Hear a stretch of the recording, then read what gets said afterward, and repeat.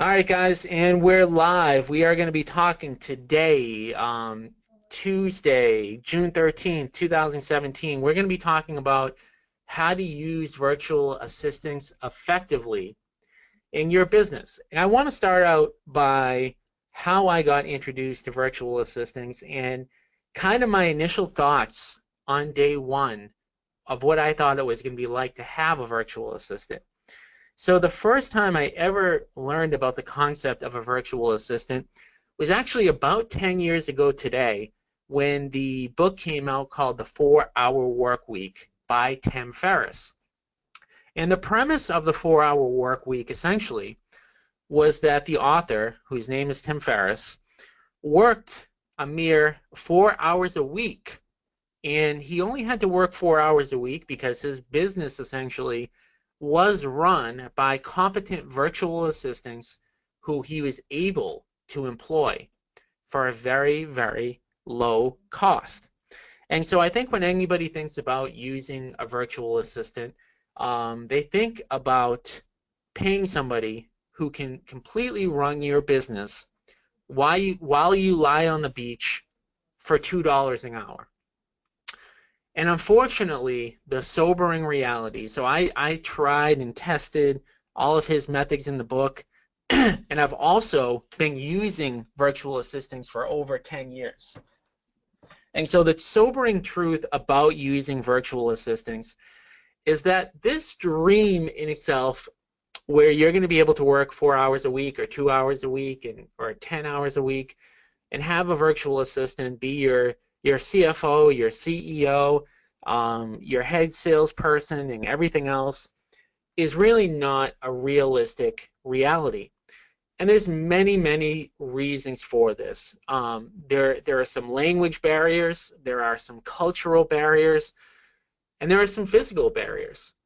In addition to the fact that just like the labor market in the United States, the more skilled and better a worker is, the more the person is going to demand in pay. And so the economic reality is this isn't, necessarily a bad thing because somebody who's better charges more isn't a bad thing. It's just the reality. But the dream of paying somebody who can run your business like a CEO for $2 an hour just isn't happening. And now I'm starting out this presentation on kind of a bad note and kind of a negative note, but keep in mind, I am not negative on virtual assistants at all. I actually employ over 20 virtual assistants as of today. I love virtual assistants, but the purpose of this entire presentation is to really give you guys and shortcut the process of learning what a virtual assistant can do and what a virtual assistant cannot do. And it's really important that if you are going to hire a virtual assistant, that you get them on tasks that they can do and avoid giving them stuff that they're going to fail on. So let's start again with stuff that they cannot do. And when I say can't, there's exceptions to every rule. I am talking in generalities about what I've had for an experience, okay? And so one of the overriding principles of using virtual assistants, and really a lot of employees in general, is that you don't want to hire a virtual assistant to do a task that requires them to make a decision.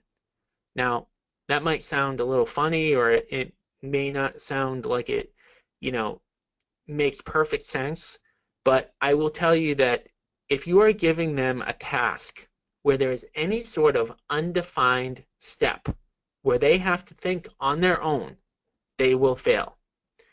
And it's not because, they're not smart. I mean, you can find really smart virtual assistants, but you just don't want them to be you don't want them to be performing tasks where they actually have to make a decision on your own. All right? Something else they can't do, writing. Okay? So there are, no matter what country outside of the United States they are working in, there are going to be cultural, there are going to be language barriers, and there are going to be things that they just don't understand specifically about your industry. So you never want to give them anything, any type of writing where you need to sound like an expert. So you never want to have them blogging. You never want to have them filling out listing descriptions or property descriptions or anything like that whatsoever. Advanced email, okay? So one of the things that I'm currently working on in my business is trying to get out of my inbox, to try to not be sitting at my inbox and to have somebody else respond on behalf of me for things that involve a little bit of thought. Virtual assistants are going to have a really, really tough time with this. Unless you can give them very, very clear rules on how to work your email, they're going to struggle. Most phone calls. Now again, the argument will be made that the person that you've hired speaks very good English. Sometimes they speak perfect English. Hey, listen, I don't have the best speaking voice, right?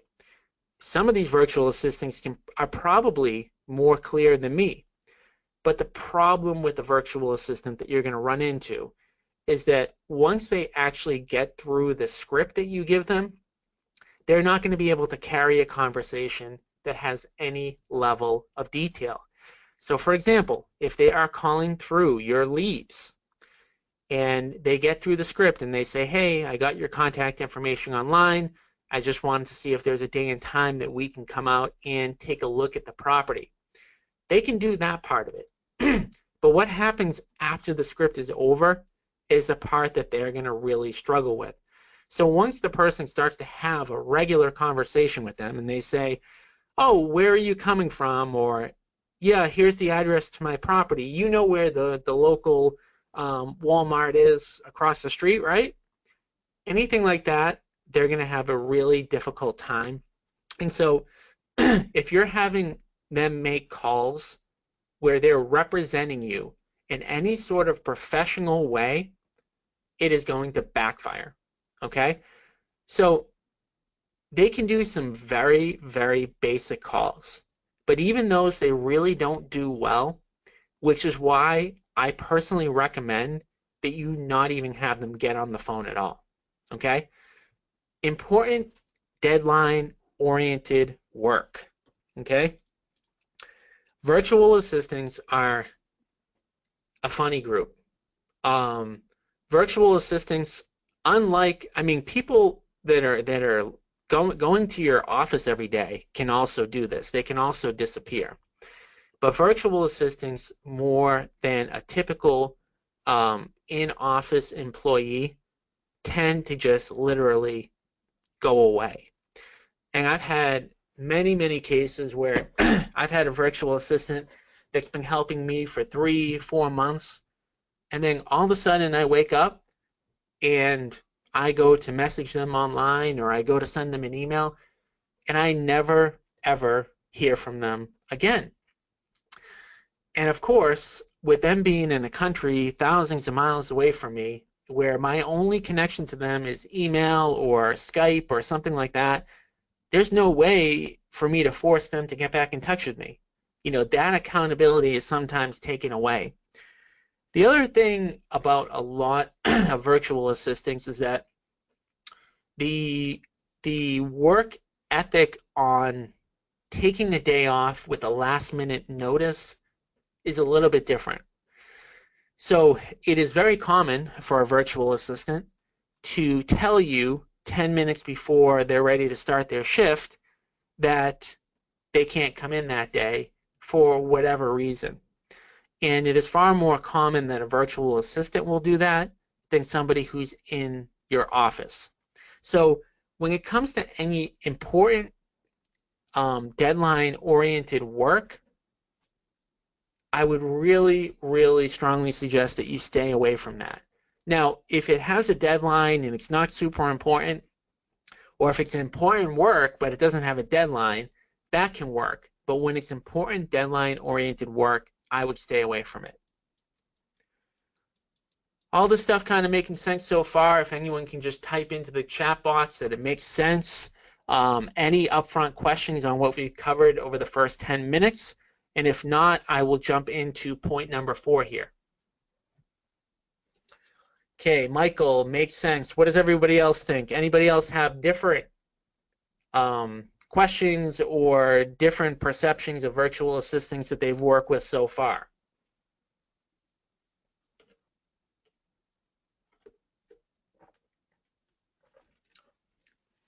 All right, cool. Getting a lot of feedback. Everything's making sense. No questions right out of the gate, at least for now. So I talked about the things that virtual assistants struggle with that I would highly, highly recommend that you not give to them.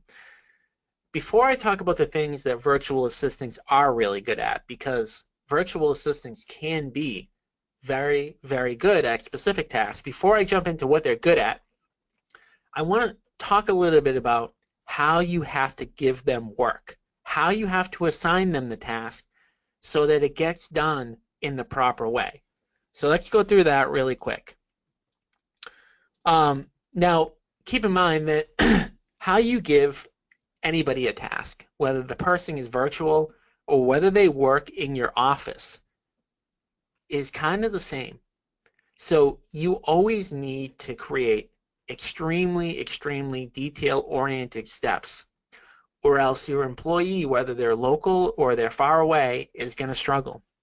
So the first kind of key thing that I realized is that when you are assigning a task, you always want to give a video. Okay, and I use a software called Screencast-O-Matic, and I'm actually going to pull it up on my screen now, just so everybody has the link in the URL. So what Screencast-O-Matic does is it allows you to do a screen share, a recording of your desktop with audio, so that you can actually walk the person step by step through what you're doing. So for example, if I had Screencast-O-Matic turned on and I wanted to show somebody how to do a step in Follow Up Boss, which is my CRM, right? Let's say that I wanted to show them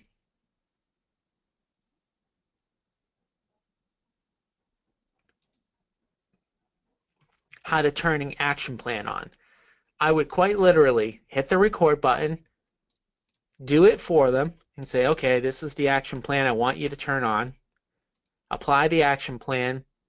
I would stop the recording, and then I would send the video to that person directly. The reason why recording the videos are super important is, number one, it's going to be quicker for you, okay? So turning the record button on and talking through a microphone and actually doing the steps on your computer is going to be faster than you writing them out. More importantly, though, it's actually going to show them where they need to click, how they log in, and it's going to make sure that you don't miss any steps. So it's really easy when you're writing out a step on a Word document to forget something that may be important that the person doesn't know. So if you're going to be assigning the tasks, you need to use a software like Screencast-O-Matic. You don't need to use Screencast-O-Matic, but you definitely need to use some sort of screen recording software where they can follow along step by step. The other thing about recording a video that's so cool is that you never have to repeat yourself. So you, as the business owner, as the entrepreneur, you value your time more than anything else. So when you're on the phone explaining something to somebody, or they're in person, or you're writing up a series of steps via email, the issue is that there are a lot of times any employee, including a virtual assistant, is going to come back to you and they're going to say, oh, okay, I forgot how to do this. Can you show me how to do it again? And what Screencast-O-Matic does is it says, okay, great, you want to know how to do it again? Click the button again, watch the video, and go through all the steps, right? Because your time as the business owner is more valuable than that virtual assistant. So if they have to go through and they have to watch the video again, well, that's still the best use of both of your times, because you don't have to re-record it, and they can go through everything step by step by step. All right? Another hugely important thing when it comes to virtual assistants, and this is probably the #1 mistake that I see people make when they hire a virtual assistant. And by the way, I made this mistake a million times. So these are all things that I've done trial and error. You must do the task first. So a lot of people I work with, they'll tell me, yeah, I hired a virtual assistant to do X, Y, Z, to get emails for cash buyers on the internet, but the virtual assistant isn't doing a good job. And I'll say to them, okay, what are the steps that you gave them? And they'll tell me kind of what they told them. And I'll say, did you do the task yourself first? And 9 out of 10 times they'll say no. And so you never want to assign a theoretical task, like something you are not even 100% sure can be done, before giving it to a virtual assistant. And there's two reasons for this. You need to do the task yourself at least for an hour before you hand it over. And the first reason is you need to ballpark the time that it's going to take. So one of the biggest reasons why everyone's attracted to hiring a virtual assistant is because the cost per hour is so low. I mean, you can get virtual assistants to work from anywhere from $2 to $5 an hour. But guess what? If they're taking triple the time to do the task, that $5 an hour employee is now a $15 an hour employee. So if you don't know how long it should take for somebody to do something, you don't know what results to expect. They don't know what results they should be getting. And that cost per hour savings that you're talking about getting is not going to be there.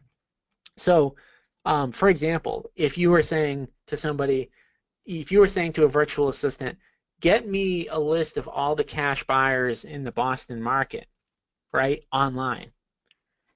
And you did this task for an hour. You went on Google, you started searching, you started getting emails, you started getting phone numbers. You might identify that you can get 20 cash buyers in a spreadsheet per hour, right? So now you've identified to the VA what the expectation is, and you also know the results that you should be getting. So if they're billing you for 8 hours, then you should have 160 cash buyers in that spreadsheet in that day. And now if you don't get that, right? So if they're not hitting their mark, that could be one of two reasons. It could be, number one, that VA isn't that skilled, and maybe they need some help getting their skills up to par. Or number two, they're not working during all of those 8 hours. And so both of those are going to become a problem for you. And because you can't see them, so one of the biggest negatives of having a VA is that you can't actually see where they are or what they're doing at any one given point in time. So like a worker that you have in your office, you know that they've walked into the office at 9 a.m. and they're leaving at 5 p.m. And so they're there working, while a virtual assistant, you can try to put trackers on them and things like that, but it's a lot more difficult. Okay? Jeff just commented in, Tom, I guess you have to give the VAs your passwords. Are you comfortable with that? Well, it depends on what type of password you're talking about. I mean, if you're talking about a password to your bank account, I'd probably say no. But if you're talking about a password to something that, you know, doesn't really need to be locked down, then I'm not really too worried about that. One thing I will say about security and passwords and stuff like that when it comes to a VA is if you're kind of, you know, borderline on whether you feel comfortable giving it to them, you should just wait. I mean, wait until you develop a relationship with them. You know, the goal when you're hiring anybody, I think, is to work with them over the long haul. So if it's a password you don't feel comfortable giving with them, you know, maybe you wait 2, 3, 4 months. And follow-up question to that, Jeff said, websites that you use, database sites, etc. Yeah, I mean, those type of things, like a database site, I'm not really probably super worried about that, because I'm always looking at that when I'm giving a password. What's the worst case scenario?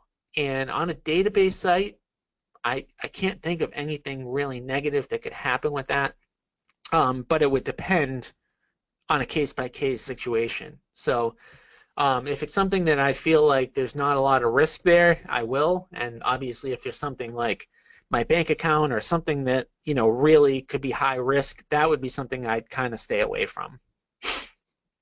So getting back to you needing to do the task first, right? So you need to identify a ballpark time so that you can set the expectations for the VA.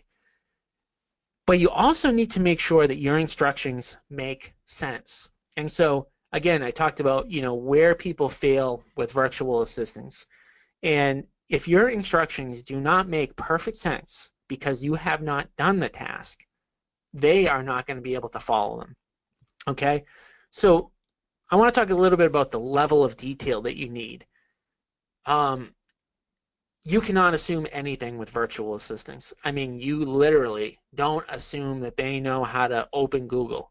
You know, the less assumptions that you make, the better. And so that's why Screencast-O-Matic is so good, because every single step ends up being laid out in extreme detail. If you miss a step in explaining what needs to be done, they will miss a step on what needs to be done.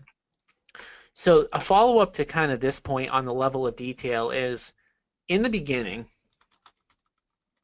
when you're working with the VA, you're going to have to check in with them a lot more.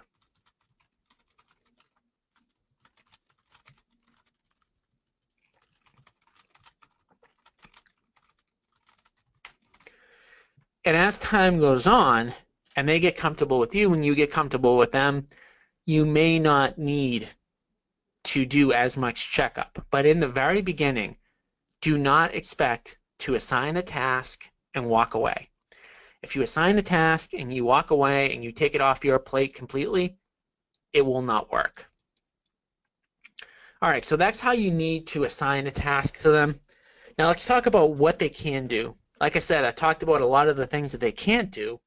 Let's talk about the things that they can do. Craigslist postings. So we do a ton of Craigslist postings to both generate buyer leads. We do a little to generate seller leads, but mainly generate buyer leads in our business. They can do Craigslist postings because it is a very repetitive type of process. And by the way, the tasks I'm talking about right now, there's two types of VAs. There's a basic VA, and what a basic VA is, they know how to use a computer. They have very basic, you know, Microsoft Excel worksheet skills and things like that. And then there are advanced skill VAs who can do much more advanced type of things. So basic VAs and advanced VAs, the dollar per hour cost is going to be a little bit different. But let's talk about the tasks that a basic VA can do first. So like I mentioned, Craigslist postings. Any process that is really repetitive that you can map out every scenario. Like I said, if they have to make a decision, what should I do with this data? What should I do when this happens? It won't work. So any process that you can do that's really repetitive, that you can have a really detailed set of instructions for, works. Simple data entry, right? So I would say at least half of the tasks that my virtual assistants do are simply data entry tasks. They're really good at data entry.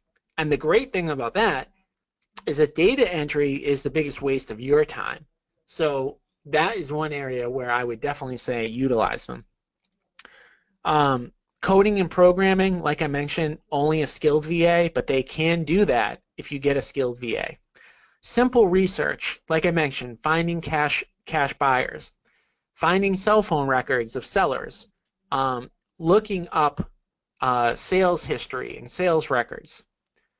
Very basic email management. So if you get, so let's say that you get 100 emails a day, 50 of those emails might be something that they're the same every single day. Essentially, you're processing the same type of data every single day. If it's very simple, a basic VA can handle this. We already talked about finding contact information such as emails and phone records. Entering leads into a CRM, they can definitely do. And so those are the basic, what a basic VA can do and what I use them for. Like I mentioned, these are not the only tasks that a VA can do, but these are some examples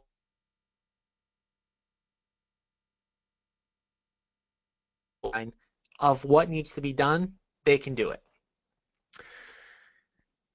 And then we have what we call an advanced skill VA. So advanced skill VAs are not just VAs that can do data entry and know how to turn on a computer. They can do more in-depth things, right? So a lot of my design work gets done by VAs. Logos, PowerPoint presentations, flyers. Advanced skill VAs are really, really good at this stuff.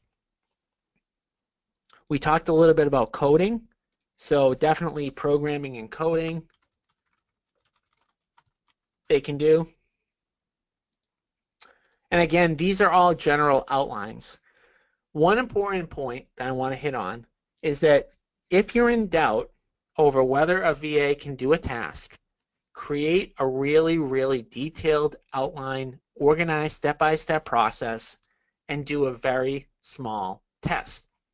When I say a very small test, I mean give them an hour or 2 hours worth of work, see what the results are, and if the results are good, you continue to use them.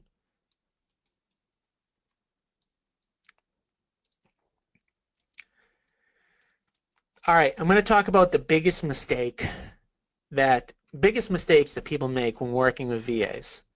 We already hit on this a little bit.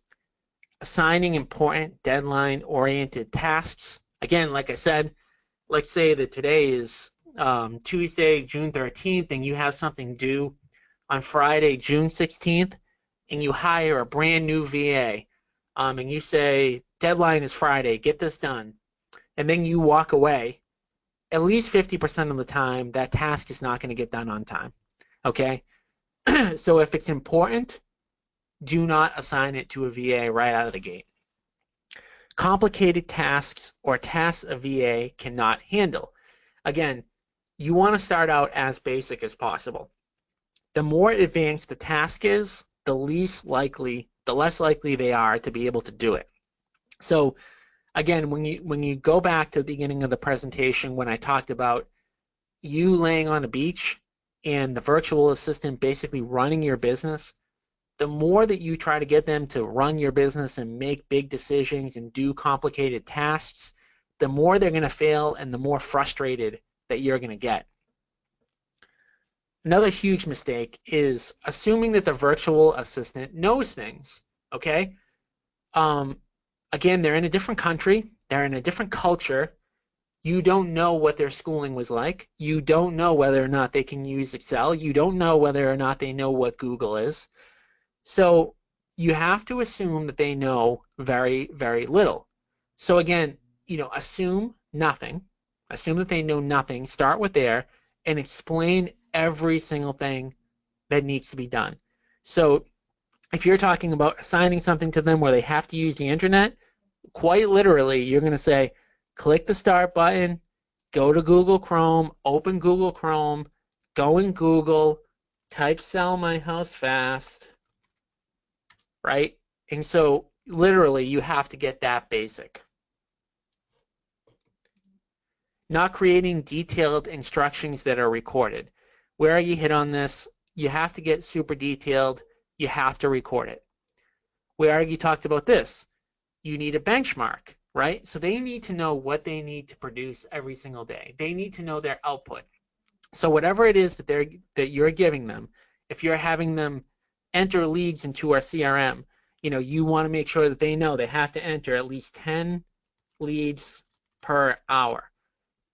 So you have to give them the expectations, and then you actually have to check to make sure they're hitting those expectations. That's another important point, that it's one thing to set the expectation, it's another thing to check it. So you have to check that they actually did what you hired them to do. All right, another big mistake, thinking you can hire a VA and forget about the task. So the theory is, well, I hired somebody to do this, I'm going to walk away, and then 3 days later, the task is going to be done. No, you definitely can't do that. And again, a lot of these principles apply whether you're hiring somebody locally or you're hiring someone virtual. Because keep in mind, it's just dealing with people. So you can never hire someone to do anything and completely forget about the task. All right, I'm going to pause for a second. Any questions on anything I've covered so far before I jump into how to find and hire VAs? And I take 30 seconds here just for a little water break for myself, but anything that you guys have, type the questions into the chat box and I will make sure that I hit on it, and I'll be back in 30 seconds.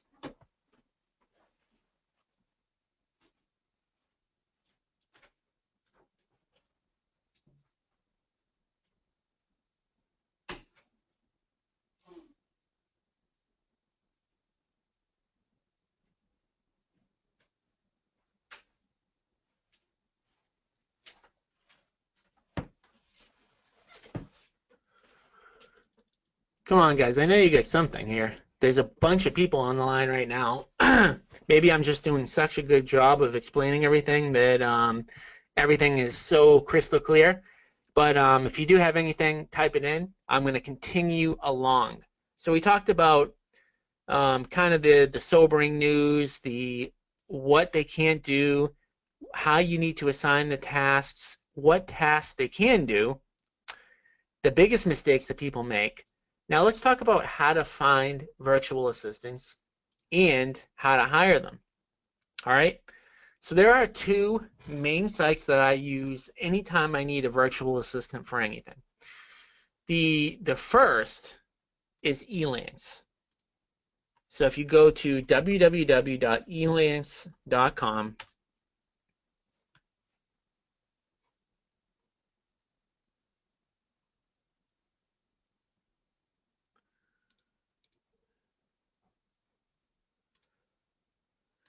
so I'm going to log right into my account. And what Elance allows you to do, it allows you to actually post a job for whatever you want. So you're posting a job out there, and the virtual assistants will actually bid on that job. So you can select the category. So virtual, on Elance, there are a million different things that virtual assistants will say that they can do. And so you're going to go on Elance and you're going to select, okay, which one of these things do I want to hire a VA to do? You're going to select it. As an example, let's say logo design. You're going to put in your job posting. You're going to describe the work that needs to be done. You're going to put that it's either a one-time project or an ongoing project. You're going to put the start date. You're going to say whether you're going to pay by the hour or pay by a fixed price. So, for example, let's say that you're doing a data entry project and you know that you need 1,000 records scraped from the internet. You can either put that out as an hourly rate, and again, this is what people are going to bid on, right? So right here, Elance is actually giving you the suggested pay. So entry level that they're saying is less than $11 per hour. Intermediary is $11 to $30 an hour, and expert is $30 plus an hour, right? And these are just the Elance averages, right? So you're going to either you're going to pay by the hour, you're going to pay by a fixed price, etc. And you're going to actually post this job. And what's going to happen on Elance is for every job that you post, pretty much, you're going to get somewhere between 5 and 20 applicants. And when somebody actually applies to your job, you're going to be able to see what their background is. So I'm going to open one of my jobs. Actually, let me just go into one of my messages. No, wait. I'll go back into the job. All right, so for example, like, this person applied for my job. And so he bid $150 on my job, and you can actually see a bunch of different things on Elance, right? So he's going to give his overview, which is essentially like a resume. You're also going to be able to see, look, he has 37 jobs in progress, so this guy's pretty busy. And he's done 362 jobs. You're also going to be able to see how people rated him on a star basis, how many out of 5 stars, and then you're going to be able to see what they actually said about him. So you're going to be able to read all the reviews, see his portfolio, see what he's done, and again, for every job that you post on Elance, you're going to get somewhere between 5 and 20 of these. And so again, my recommendation anytime that you hire anybody on Elance or any virtual assistant in general is that you give them a really small task to start. So you give them, something that might cost you $50 or $100, and then if they work out, you can talk about a more long-term arrangement. Now, all of these people that are on Elance, they want work long-term. They would love to work for you 20, 30, 40 hours a week, but you start them out with a few hours per week, and if they work out, you ramp it up. The other site that I really like that's done and operating in a totally different way is called Fiverr.com. And the premise of Fiverr.com is that everything that's on this website is a task that a virtual assistant will do for $5.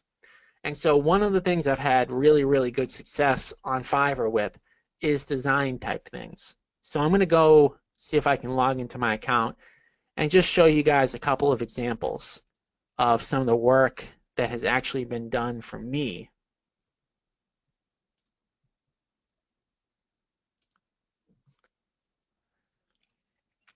So if I go into the back end of my account, you'll see like I've got 461 completed orders. I'm a big fan of Fiverr. I'm also a big fan of Elance, but Fiverr is a different animal. And so if you look and you say, okay, what has somebody done for me in the past? So this person, this particular person I hired to create a t-shirt design for me.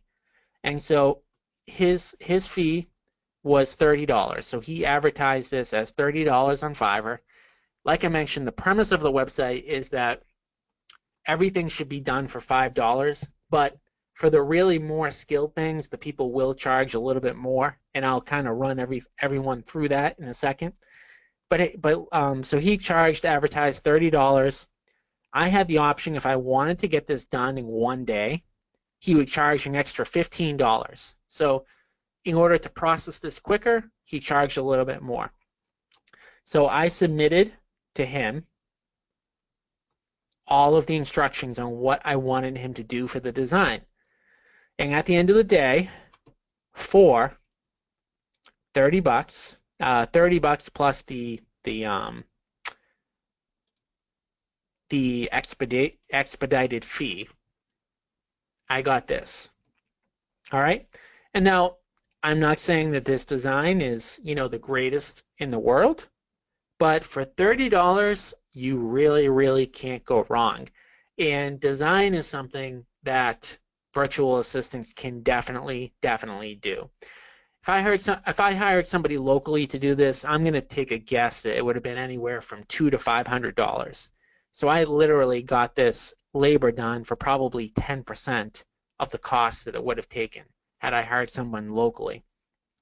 And so when you go on Fiverr, you can see up top here what all of the different things that they will do for you. And again, you can click in here, say you go to logo design, you can sort based on a bunch of different things, average customer review, recommended, etc. So for example, if I hover over this means that this person completed 9 jobs. You always want to look for somebody, if you can, who's done more jobs. So like this person's done 48 jobs.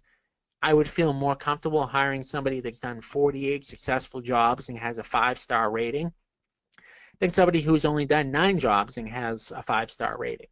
And what you'll see on some of these is some people will have almost no jobs at all. Like this person has done 794 jobs. This person clearly has done a lot of work, and I'll actually be able to see some examples of some of the stuff that they've done. And so I'll have the ability to determine whether or not I like the prior work that they've done. And so again, you can take a look at the packages that they offer. So this person is doing a logo. And so he has three different options here. You can do the basic option, the standard option, or the premium option. And so he's going to tell you what you get for each one of those options. And let's say that we select this option. All you're going to do is proceed to payment. And then within 1 day here, so this package is a 1-day delivery. So if I order this from this particular vendor here, this particular VA, within 1 day, I'm going to get this logo back. All right, so that's pretty cool. So for $10, you can get a logo on this website. And again, a logo, if you were to hire somebody that is local to you, I mean, $200, $300, $400, $500. And so, again, the key with Fiverr, just like Elance, is to test the people out.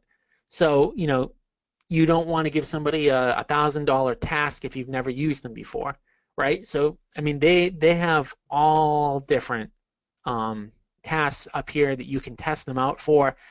And I can tell you, again, the ones that have worked best for me. Somebody did ask a question like, what have I used them for in the past? Well, I can actually just run through my accounting. I can tell you what I've used them for. Let me see if I can open this back up. Now, keep in mind, just because I've used somebody for something doesn't mean that you should, or that because because I haven't done something doesn't mean you won't be able to hire somebody for it. But I can tell you like what they're good at. So like again, design, Craigslist. This is more logo and design. Photoshopping, Facebook accounts, opt-in pages. Let me see ones that are kind of repetitive. Business cards. Business cards are a good one that they can definitely do. We use them to design new business cards for every single agent that we take on.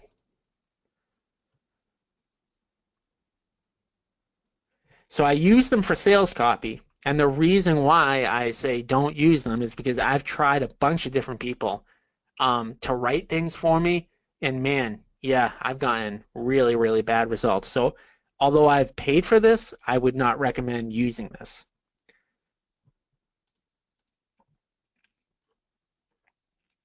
Logo design.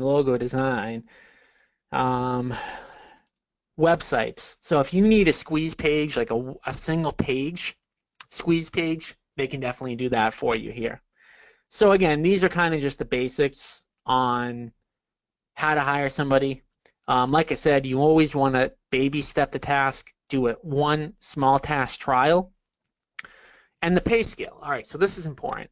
So roughly speaking, if you want to have somebody do data entry and you can give them 10 to 12 hours, 10 to 20 hours a week, you can definitely get them in the $3 to $5 range. Now, if you want somebody to do more skilled work, design, programming, anything that really requires a bigger background, you're going to have to pay somewhere between $10 and $20 an hour.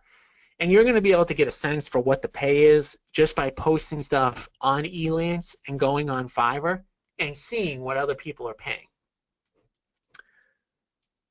All right, guys, so summary today, and then I'm going to open it up to any remaining questions that we have. Summary here is virtual assistants are really simply a tool. When used properly, they will help you to leverage your time and your business. When used incorrectly, you will be very frustrated and you will say, virtual assistants don't work. So with all of that said, they're a great tool if you use them properly, so use them properly. All right, I'm going to open it up to any remaining questions that we have. I'm going to open it for a couple minutes, type in whatever you guys have before we jump off.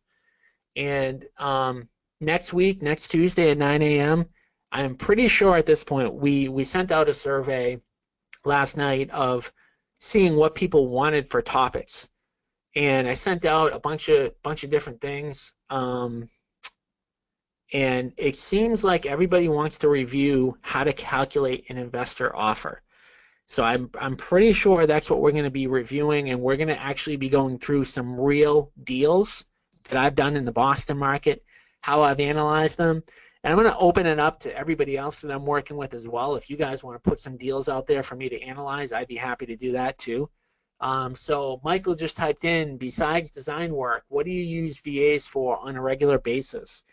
Yeah, half of it is data entry. So basic data entry things, getting stuff online, finding emails, finding phone numbers, inputting leads into the CRM. Very, very basic, low-level data. That's half of it. Design work, programming, doing business cards, some low-level email work. So I have some emails that come in on a daily basis that don't require much thought to process. So I may get an appointment booked and they have to take a look at it and help determine, if I'm going to take that appointment or if somebody else in my office is going to take that appointment. They do reporting for me on a week-to-week basis. So like they'll go through my CRM and they'll say, okay, here's the person who has not been following up with their leads. Here's the person who has been following up with their leads. They'll give sales reports for me. They'll create data. They'll say, okay, this person is converting 10% of their leads and the next person is converting 4% of their leads. So basic stuff like that, just simple everyday like data entry. All right, do you use VAs to do any skip tracing? Skip tracing that's when you're finding you're getting an address and finding the cell phone, right? Or the phone number, is that correct?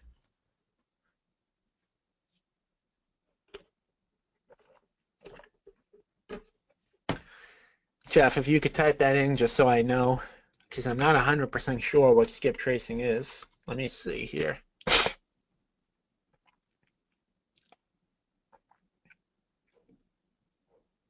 Yeah. Skip tracing is something like this type of task is something that definitely a VA can do. But again, they have to be given the right set of instructions. So, one thing that I use it for is if I get a lead, if I get a seller who maybe filled out their address online, but they didn't give me their email or they didn't give me their phone number, I will have the VA go in and find the rest of that data. So for sure, they can definitely do skip tracing. They can do research, but again, you can't just tell them, find this person or find their email. You need to give them specific instructions on how to do it.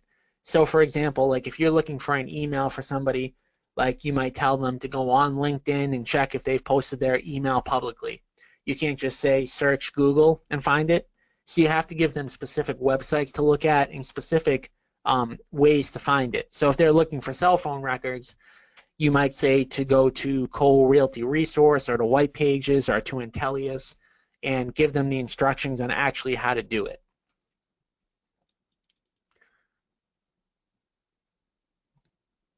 What else do you guys have? Anything else? You know what else I use them for that I probably should mention? Some of them I use for to make some cold calls. Kind of a catch-22 with cold calling. You definitely have to get the right people to do it, and you have to train them right, and you have to really monitor them, and you can't have them go into too much detail on the phone. So if I have a VA making a cold call for me, all they're doing is identifying whether the person might consider selling, and as soon as the person says, yeah, maybe I'll consider selling, they then will actually tell the person on the phone, I'm going to have somebody local give you a call. They don't mask the fact that they are not local. They're just calling to do some research to determine whether or not people in the area are looking to sell. So I use them for that kind of stuff.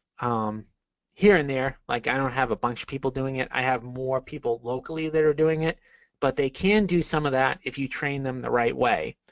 But again, once they get into a detailed, in-depth conversation, you can't have them do that. All right, guys, if there's nothing else, any follow-up questions, you can shoot to me via email. If we jump off this call and you say, oh man, there was this one thing I meant to ask and I forgot, just shoot me an email. If not, I will definitely see everybody next Tuesday. We're going to be reviewing some Boston deals and looking for people outside of Boston who want to send me some stuff. I'll show you how I would actually analyze a deal, how much we'd offer on a deal. I'm also going to talk about some types of properties that you definitely want to stay away from, deals that I would kill right off the bat, or that you really need a super, super discount in order to even consider buying or putting under contract. So thank you for everybody who was on the call today. Thank you for the people who responded to the survey, because hey, look, sometimes I don't know what everybody needs help with, so it's helpful when people respond, because I don't want to be teaching stuff that you already know. So let me know what you don't know so that I can make a plan in order to get you guys what you need. So again, thank you for jumping on the call. It was a good one. I got some good feedback here, and for those of you who are on the Thursday calls that are the live Q&A sessions, I'll see you on Thursday. And if not, if you're going to jump on next Tuesday, I will see you when we talk about analyzing deals. All right. Thank you, guys. I appreciate it.